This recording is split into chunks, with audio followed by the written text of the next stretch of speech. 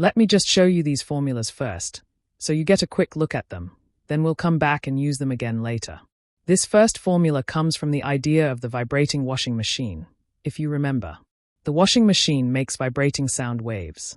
The frequency is the rate of vibration both the washing machine itself and of the sound waves those vibrations make. So the frequency is the number of vibrations, or number of waves, divided by the time. On the formula sheet, this is F equals N over T. Frequency is measured in hertz. The number of vibrations or waves doesn't have a unit, it's just a number, like the number of people in the class, and time is, as ever, in seconds.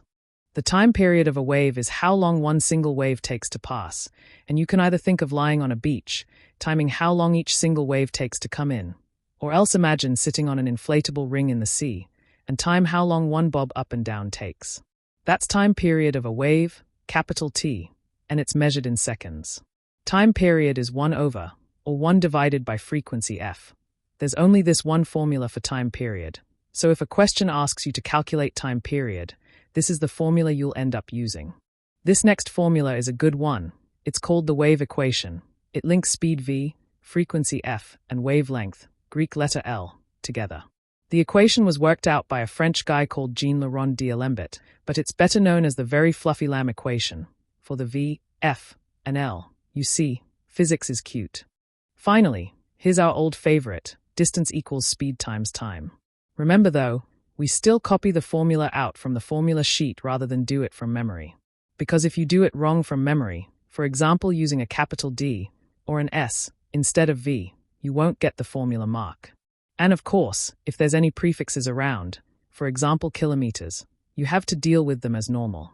So don't get careless just because it's an easy old distance equals speed times time calculation.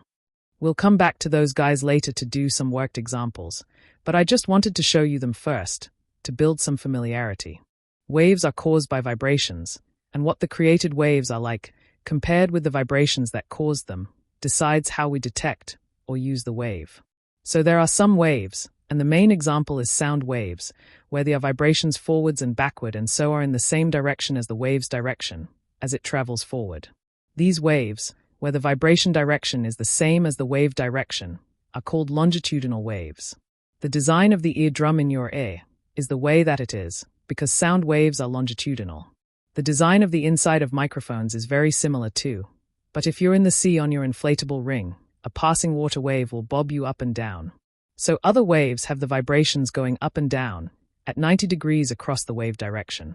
Water waves are a good example of these waves, where the vibration direction is across the wave direction, and so are light waves. The design of TV aerials you see on people's roofs are the way they are, so that they can pick up these across vibrations too. These waves are called transverse waves. So longitudinal and transverse waves. How do you remember which is which? Trans is the Greek word for across.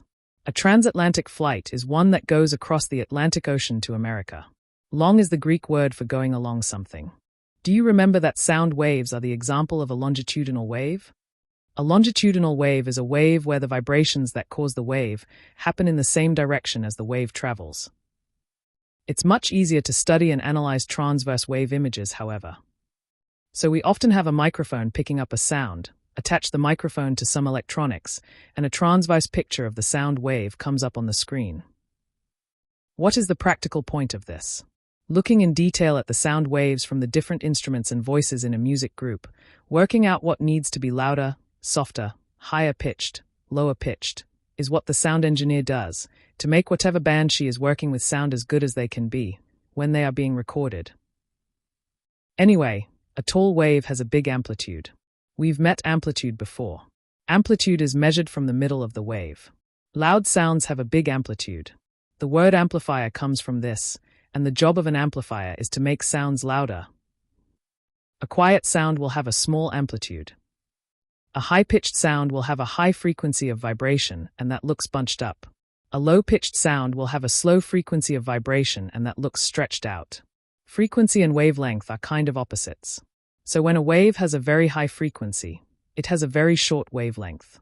And when a wave has a very low frequency, it has a very long wavelength. Okay, back to these formulas. Frequency F is the number of vibrations, N, divided by the time, little t. Time period for one wave, capital T, is 1 divided by the frequency, f. Wave speed, v, is frequency, f times wavelength, L. And distance, d, is speed, v, times time, t. These are all quite manageable, and the following worked examples will show you that you can use them no problem. Here we have a pupil who sings a note in front of a wall, and the echo returns to them 1.2 seconds later. We need to calculate how far away the wall is.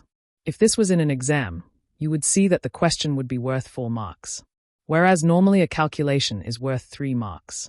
This means that there is a cheeky wee extra you will need to do at some point. So we'll look out for it as we do the question.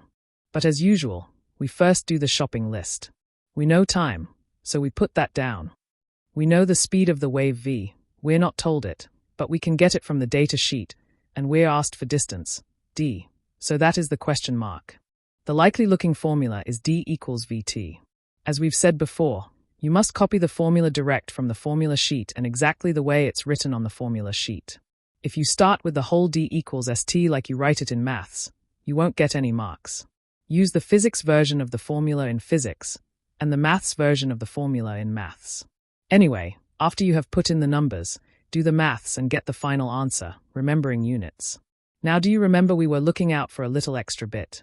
What you hopefully realize is that the distance we have found is the out and back distance, i.e. the total distance the sound wave travels. We're asked for the distance just to the wall, however. You might describe it as the out time only. So we have to divide that distance we have found by 2. With this question, 5 waves pass a point every 0.5 seconds. We need to calculate the frequency. So we are given number of waves n, we are given time t, and we want to find frequency, f. So, there is the shopping list. There's the formula. Numbers go in. Maths is done, and we remember units. Boom. Here, we have a wave with a frequency of 0.125 Hz, and we want to calculate the time period. There's the shopping list. There's the rest. This time, we are given time period. We see it includes a prefix, and we are asked to calculate frequency.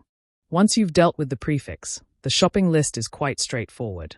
When you come to do the maths, you might find you need a triangle. That's all right. Draw it, use it, and get the final answer, remembering units.